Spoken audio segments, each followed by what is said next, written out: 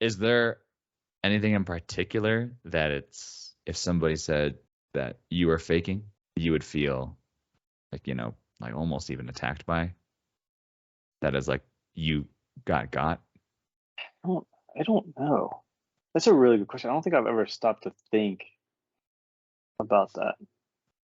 I guess that's a damn. You got me. That's a really good question. Um,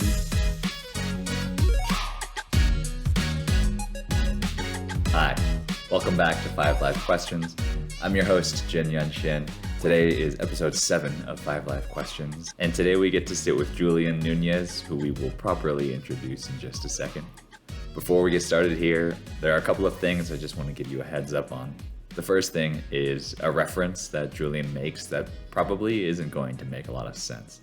Before each one of these episodes, I speak with the guest on what this podcast is about and how we're trying to promote community. In that conversation, I'll talk to the guests about my understanding of the form of communities that we all really need to grow.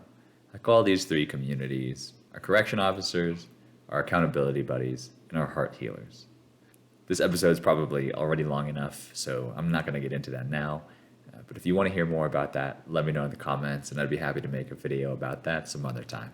The second thing that I want to talk about for the second week in a row is giving you guys a content warning about sensitive information. In this conversation, we end up talking about suicide ideation, and I end up talking about that as I pull from conversations that I've had meeting people in life. If that's something that can upset you or otherwise negatively impact your state of mind, check in the description for when we talk about that, and hopefully that'll make it easy for you to be able to work around it. Otherwise, I've got no other notes. So with that, let's kick it over to the interview. Okay, so today I'm joined by Julian Nunez, who we recently heard honored by Eric Rossitch. Julian, why don't you kind of help us set the stage here by telling us a little bit about Eric? Tell us about this relationship. How do you know him? yeah, sure. So Eric and I have known each other since junior kindergarten. So when we were about 4 or 5 years old, and we've literally have grown up together. We've been in the same school since that junior kindergarten, and we've stayed close throughout. And then we went our separate ways from college, but always stayed in contact. So he went to college in the East Coast, UNC, and I shipped myself all the way to the West Coast and went to San Diego State. But we always text each other, weekly calls, always kept up with what each other were doing. And then after college, same thing. And I mean, it's easy to say that he's my very best friend. Of countless memories together, and we visit each other when we can. He's actually on a plane right now coming to San Diego, and I'm going to pick him up after this podcast. Yeah. That's excellent. Love that. Thank you for that context. And with that, I'm now going to send you a link here to the video of Eric's message to you. Julian, I honor you for your incredible friendship and your care and support and thoughtfulness for the people around you. Specifically for me, I'm a fortunate beneficiary of your incredible altruism. And how I would phrase it is that I feel like I know we haven't lived in the same area for a long time, even though we grew up together and have known each other since we were 2 years old. I feel like you're always with me. I feel like I have a guardian angel over my shoulder because anytime that I am in a place of need, you feel it. There's like a telepathic connection there, and you understand when people around you. You're aware when people around you need you and need support or need an ear or need some words, and you just always know what to say. You know when to say it, and you've gotten me through some really tough times recently with my family. Just being there to listen, being there to give me some advice on how to get through it and to give perspective on the world. That's been really important for me. Anytime that I've had, I know you and I have both shared a lot of tears together, whether that was back in elementary school or middle school about bullies or about a relationship gone wrong, whatever it might be. But as far as fears that I faced, pretty consistently throughout my career is imposter syndrome. And you're always someone that shows belief in me.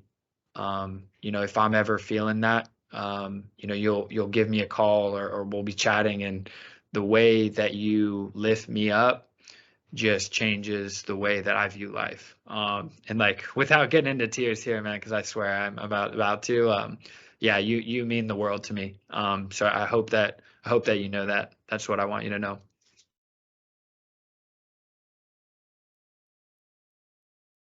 Okay, yeah, that was amazing to hear. Yeah.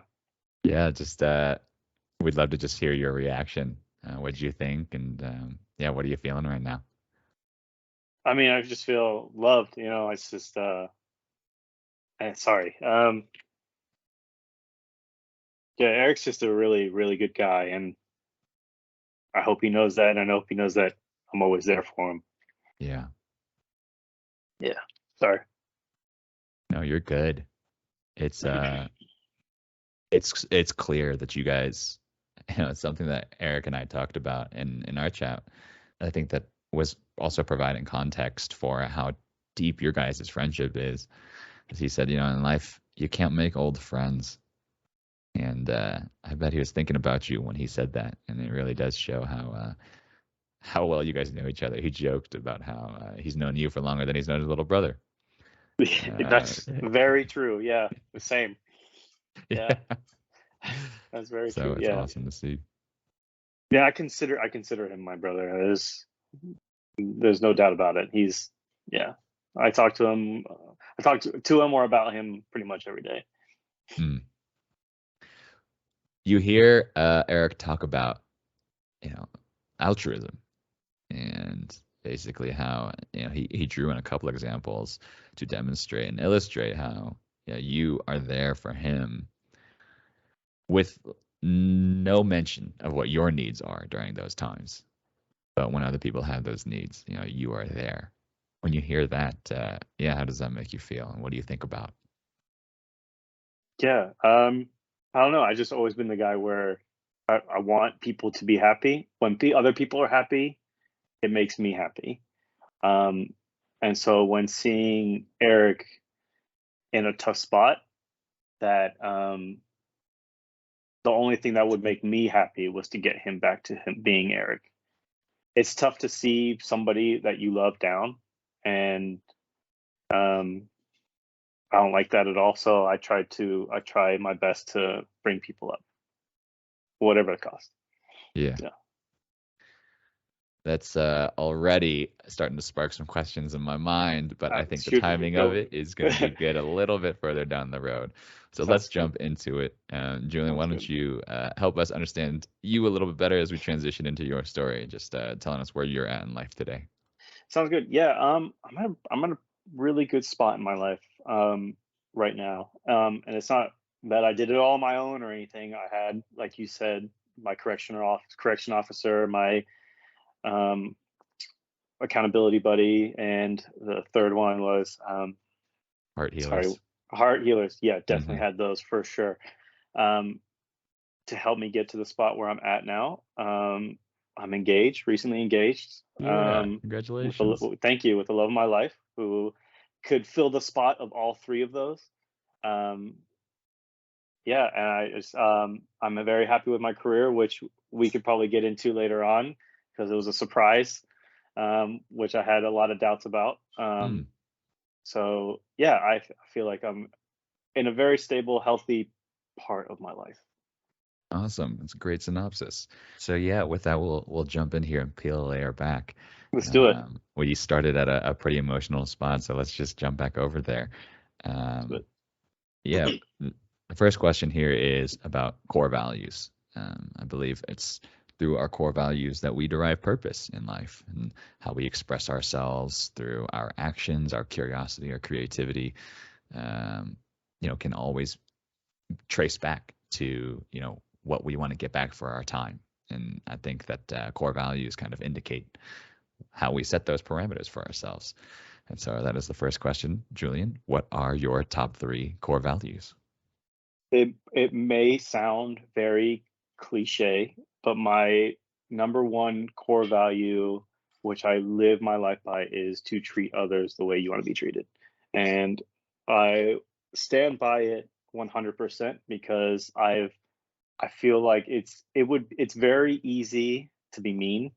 It's very hard. It's very easy to judge someone. It's very hard to look past it and just be nice. And I feel like if everyone else just took a little time to just be nice, everyone else would be nice back.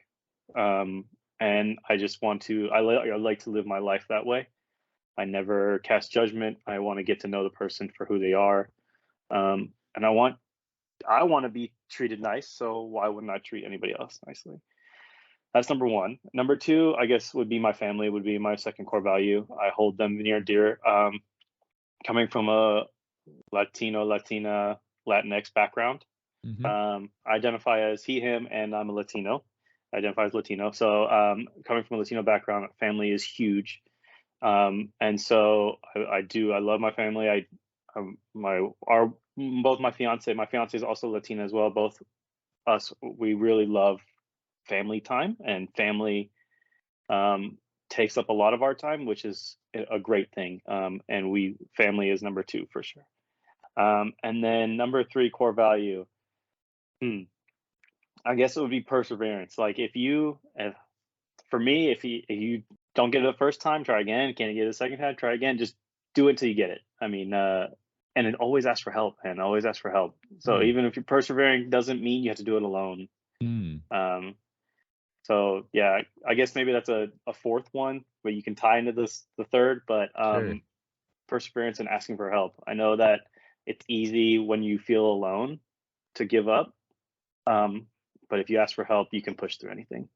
Yeah, right on. We're gonna double click into these, but first I want to go back to the golden rule: treat others like you want to be treated. I think I just want to challenge us to try to find like one singular value there. I think the golden rule even, is supporting a value, and how you kind of boil it down to like, be nice. 100%. I wonder if like kindness might be at the core of that. I would agree. It would be kindness. It would just it's so easy, even if you don't understand. Like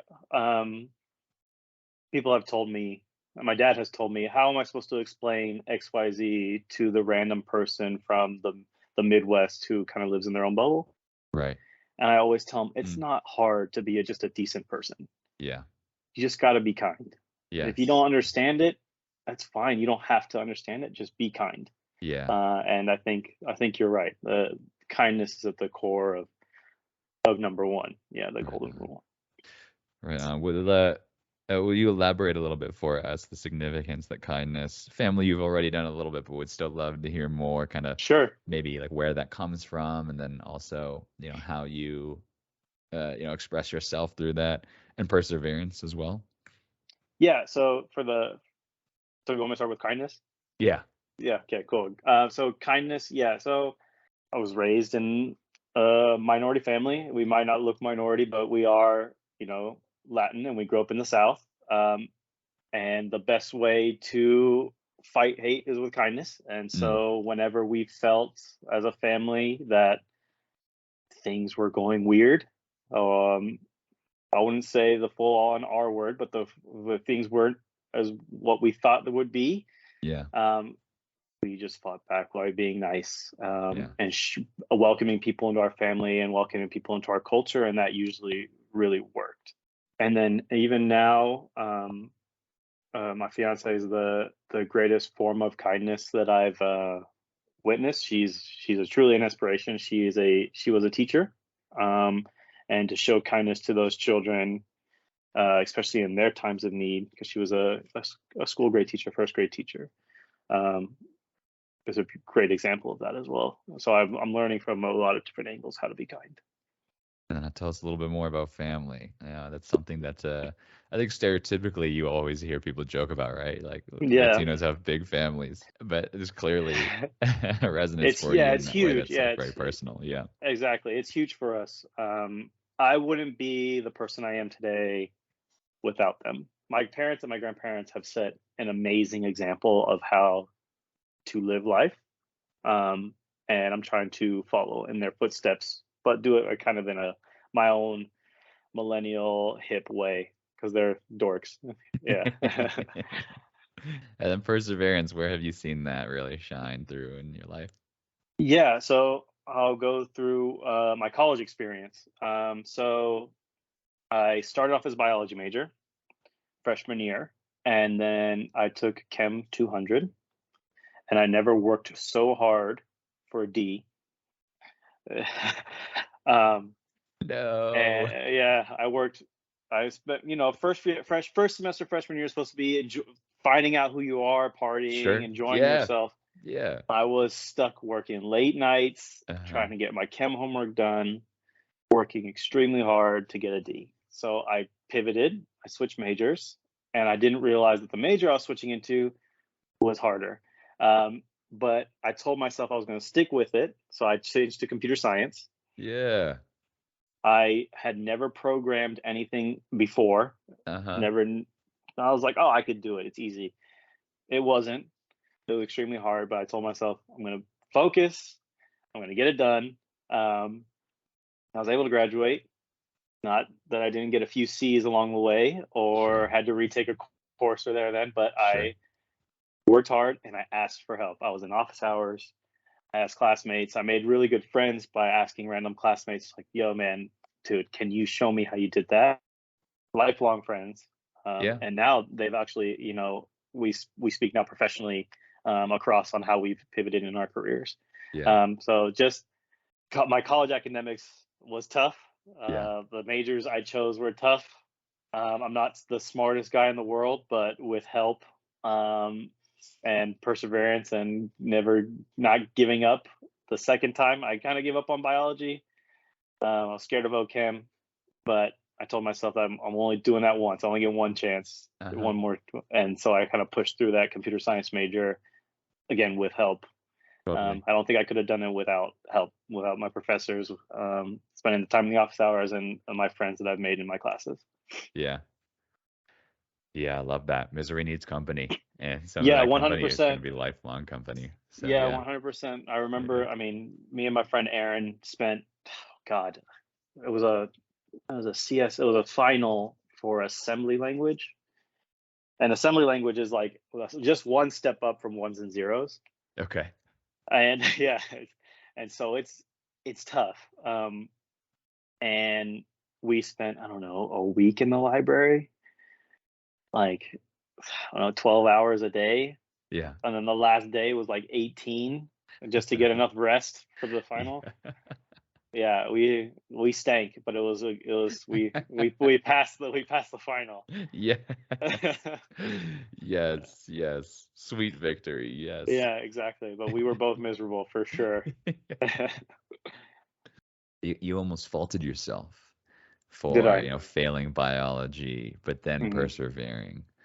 And that's something that, I don't really know what the right places are to be able to speak on those things, but I wish that, I hope that maybe this is a forum for it and this can promote that. But even by our own standards, like our core values, we're going to fail, Absolutely. And yeah, just while you brought that up, I guess I kind of wanted to call that out. That is, look, like for everybody, for anybody listening, we're going to fail. Absolutely. And we can't like let those failures be by themselves the defining moments of how we explore our values, right? It's the story, like those values, like those failures will teach us, like how that rubs us the wrong way, how that doesn't make us feel good, will teach us about ourselves and our values. So I And think that it's brings just up important yeah, that we that share them. that brings up a really good point, because I Yeah. think because I already switched because of that, I think that gave me that drive to finish the computer science degree. I think knowing that, you know what, I already kind of failed there. I don't want to Yeah. fail again because it felt Right. weird. Right. I'm going to push myself. And that really is what really got me to ask for that help and push Yes. through, and get through that degree and my college career. I didn't do 4 years. I did 4.5, Sure. because I needed it. I needed the extra time. Sure. So anybody listening who thinks college is hard. Yes, sir. And it's meant to be that way. And if you take a Yeah. little extra time, it's okay. Right. Yeah. Right. Yeah.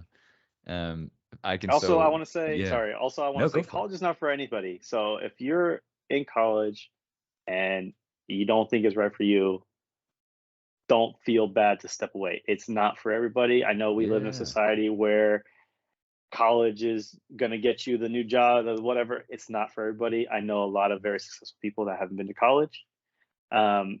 So don't take my story as, oh, I got to go to college and persevere through college. That's just one example. Again, college is not for everybody. I want to make sure that point is heard. Got you. Got you. Yeah, for sure. To Julian's point, like this is Julian's story, right? This is where Mhm. perseverance. That was just one example of where Right. perseverance shown. Uh, to just kind of make that word sound cool. I think that word's really funny. Um, yeah. If we hope that by Julian sharing his story, we do get these. It reaches the right audience, right? And if that doesn't resonate with you, we don't want that to add pressure to you. So Absolutely. it's all good. Absolutely. But yeah, no, something that I could really relate to.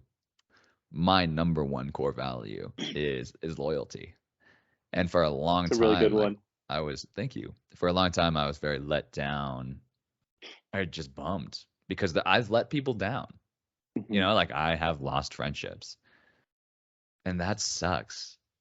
But it is also that just grossness in my heart that helps me to realize how valuable loyalty is to me, and then empowers me to put my energy towards that value, put my creativity towards that value.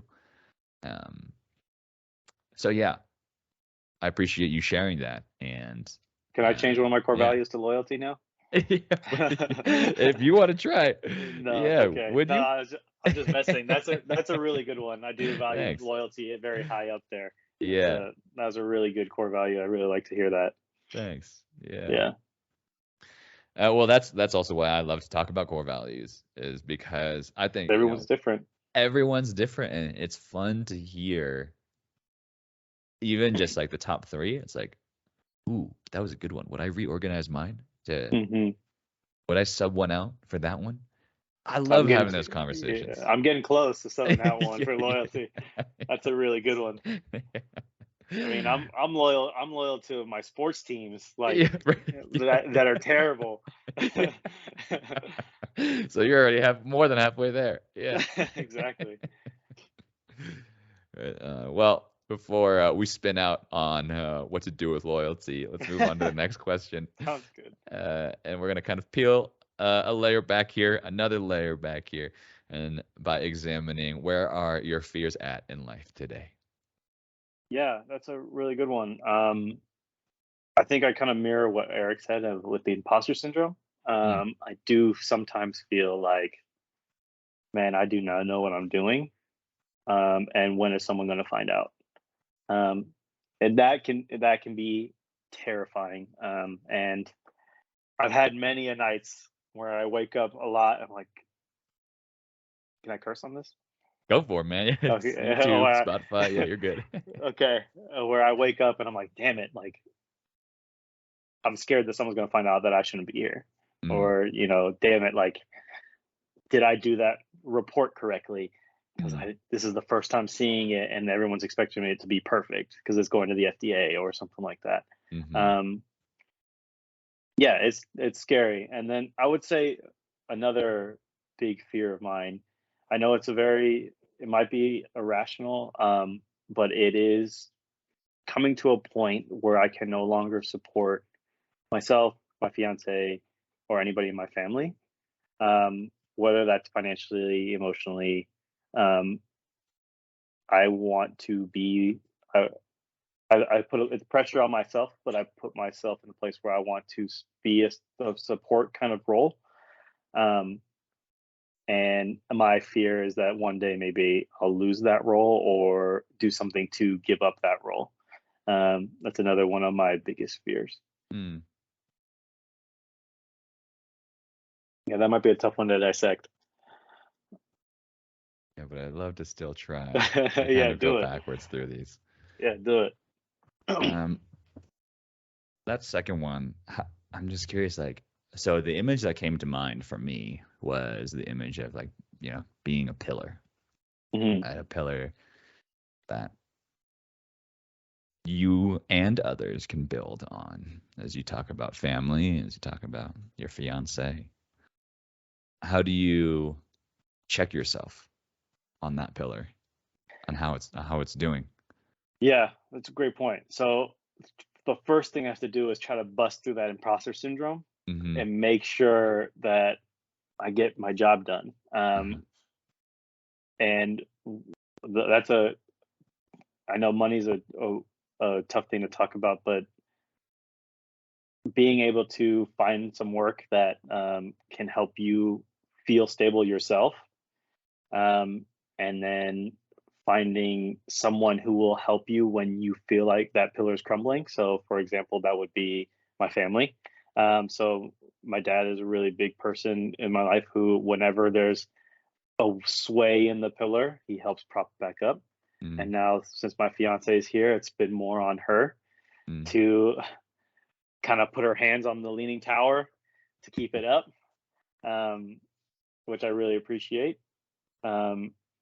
So yeah, I look into putting my head down, making sure that I can break free from the imposter syndrome, and then again, always asking for help.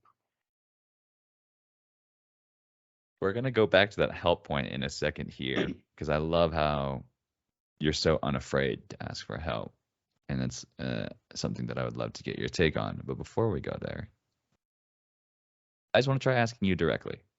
Mhm. What are you afraid that people will find out about Julian?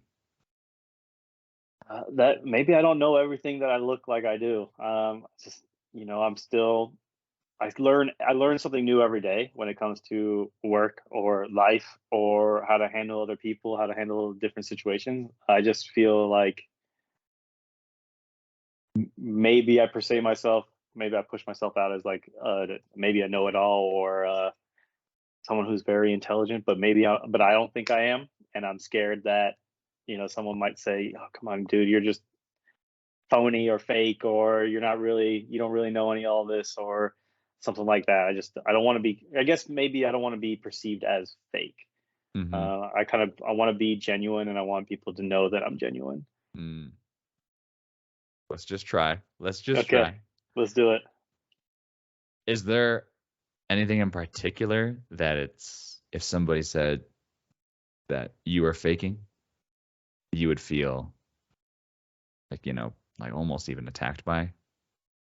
That is like you got? I don't know. That's a really good question. I don't think I've ever stopped to think about that. I guess that's a damn. You got me. That's a really good question. Um, so I'm a human factors engineer. So what I do is I take products that are being designed and I bring Yeah. them in front of users, Yeah. and get their feedback on it, Mhm. and extrapolate that data and influence the next iteration of the design. Mm-hmm. And I keep doing that until it's time to send the product. So I work in healthcare, so send that product to the FDA for approval to be used on humans. And I guess my knowledge on that process, I'm still learning about it, constantly learning about it, and it's changing constantly. And I guess if a coworker is to call me out on that, I would feel pretty attacked on that process. I think because it's not what I studied, right? I studied computer science and I pivoted in my career to become this. I still feel like I'm a freshman in college trying to learn everything as quickly as I can. And if someone were to call me out on my knowledge on that, I definitely would feel I would definitely feel pretty attacked. Yeah. I don't know if this is going to be helpful, but I had a Okay. conversation recently that maybe I had that conversation to share with you. So I'm going to borrow from it. Let's do it. Before we started this recording, I talked about how I believe that I'm called to help stop suicides. When I was younger, especially in college, there were a couple of episodes where like people had attempted that near me, as in just in my social proximity. I had a really hard time handling that, just the stress of it, but then also, again, feeling like a letdown that the walk didn't match the talk, right? And something that makes me nervous about this journey is this is going to sound graphic, but I've never made an attempt. I've never been so alone to where I've had no one to call on. But I have spoken with these people. And I spoke to somebody on Tuesday, which today is a Thursday for any listeners, so just a couple of days ago, who has had a gun to their head, a gun to their mouth when they were a military member in service and out of it. And in those moments, I can't relate. But I still believe that if I'm just the best version of myself and that I explore in my own heart, why does this problem resonate with me so much that I can still serve it in some capacity? So it's going to sound very cliche to say, be your best self. But I guess if I were to tweet that, it would just be, believe that your curiosity and your creativity have landed you in a place where being your best self is going to be enough. I wouldn't say that to anybody, but I think it's specifically because when I ask you, like, what are you faking? And you say, you don't know. Now that's something that I could relate to and wanted to share. Yeah, no, that's beautifully said, dude. Yeah, well done. Right on. Thank Well you. done to you, I man. think Yeah, I needed to hear that too. Yeah. cool. I'm glad we were able to find that space and go there. So thanks for going to that place of vulnerability with me. Yeah, no, Yeah. that was really special. All right, well, let's lighten it up here a little bit. I Okay. do like that Sounds question a lot because it speaks to the fact that we're all going through something. right. But on the flip side of that, when it comes to our successes, I think we are also not all that we appear to be. Hmm. So the next question is, what's something in life that you're proud of that not a lot of people know about? So I'll give you a couple stories, and then Sure. maybe we can find Yeah. one accomplishment in there. I played high school baseball. I Okay. had an incident where we were all messing around, and I guess we took it too far. And the way someone responded was to say something derogatory towards me, and it hurt, and I was pissed, and I was pissed for a few days.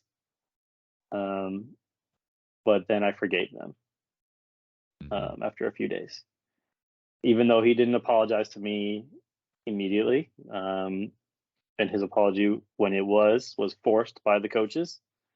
Um, I forgave him on my own. I think that was a big accomplishment, especially being a teenager. Yeah. When you're mad at the world, I just felt like it wasn't worth it at that time.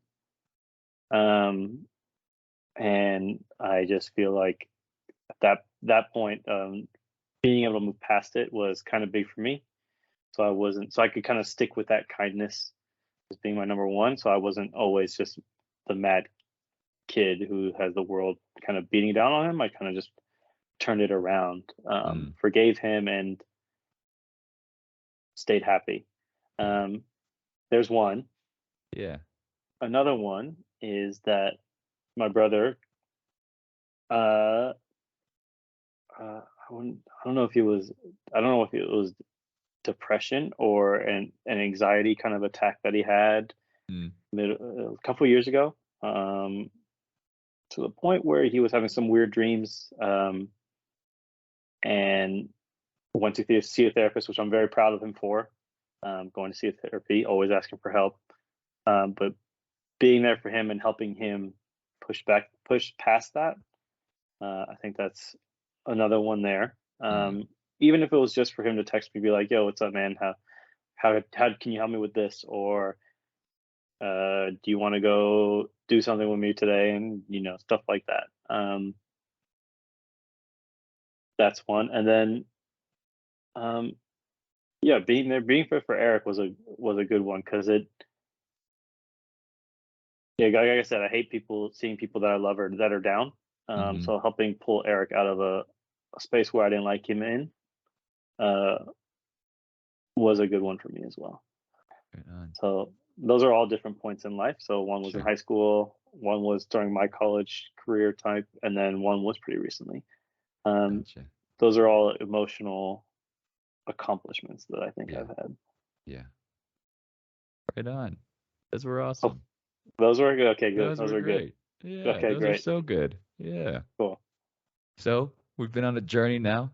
We've gotten to hear about purpose, fears, accomplishments, examples even of those accomplishments. And when you look at the big picture and where you are now, I'm curious if you could impart some words of wisdom on us. I think the running theme through our conversation, is don't be afraid to ask for help. Yeah, it has been, Um, hasn't it? yeah, I will stick by that, kindness and help, and that's what I live by, and I'm not afraid to ask for it. I love asking for it, whether it's personally, where if I'm having a rough time, I'll ask my fiance. I'll ask my dad. Uh, my dad is a big pillar in my life. Um, he's kind of everything I want to be. Um, and whenever I feel like whenever I felt like shit, whenever I felt like I couldn't do it anymore, I'd either give him a call or show up with my tears, um, and he'd pull me out of wherever I'm at. Um, I love my mom too. She's great, but he's got a better bedside manner. Um, and he was able to kind of relate to me a little bit better than my mom. I think maybe because we're both males. And yeah, of course, you're always afraid to ask somebody for help.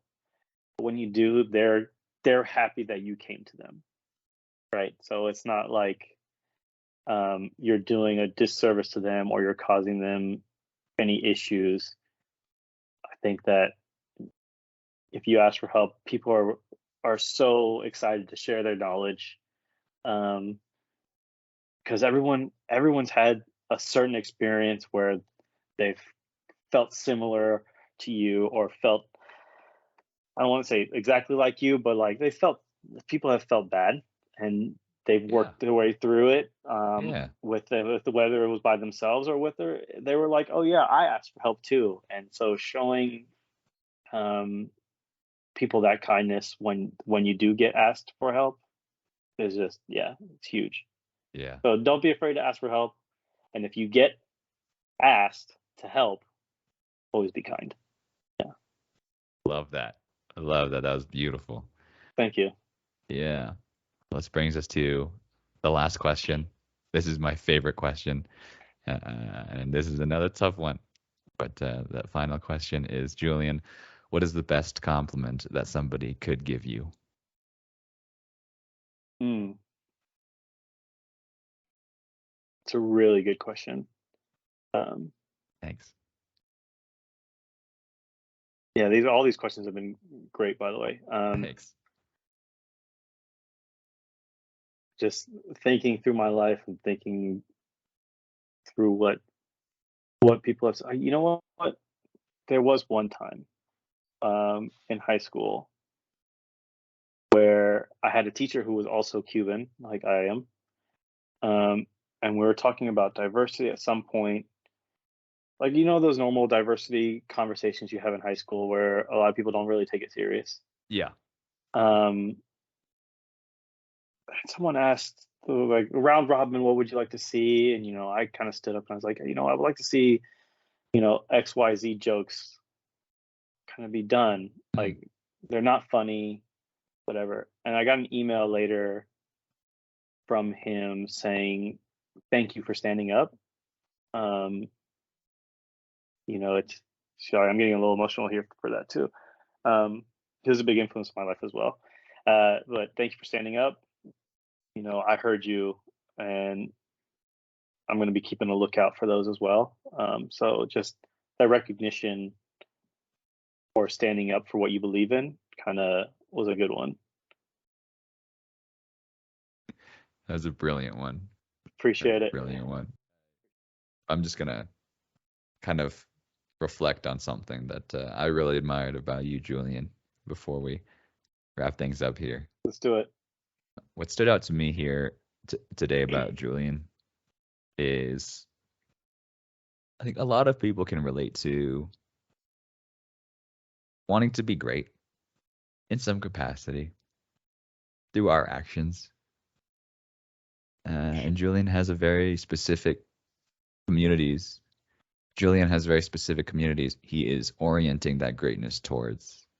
Like he has that, provided us with that image of being a pillar. Or maybe I did. But we talked about like the pillar and the leaning tower. Yeah. And I see that show up in his last answer here about standing up for what he believes in and still being able to support his communities at the same time. But what's awesome amidst all that is Julian is so willing to ask for help along the way. I know I could be better at that. And it's just refreshing to get to hear somebody who has, a passion towards that greatness that is very relatable and a vulnerability that says, you know what, I'm not going to get so hung up on trying to figure this out by myself. When you said, when you ask for help, people are happy to provide that help. There are a lot of people who don't believe that. There are cultures that don't support that. There are communities that don't uplift that. I haven't heard anyone just directly dare to say, yeah, when you ask for help, people want to also provide that help. And I could tell that came from experience. That came from, trying. And it gave me a little more permission to ask for help with anything. Because people are happy to help. Not that they might be, that they are. So if I just give them that shot. Absolutely. Oh yeah. Thank you for sharing your story with us today, Julian. Absolutely. This was great. I fully believe in what you're doing here. It's beautiful, and it's really good to be really vulnerable. Even if it's just for an hour. It feels good. Like kind of like a weight is being a little bit lifted off of me. Amazing. Feels really good to share. Yeah. And I hope someone listens one day and just kind of resonates with the stories and is a little happier at the end of it.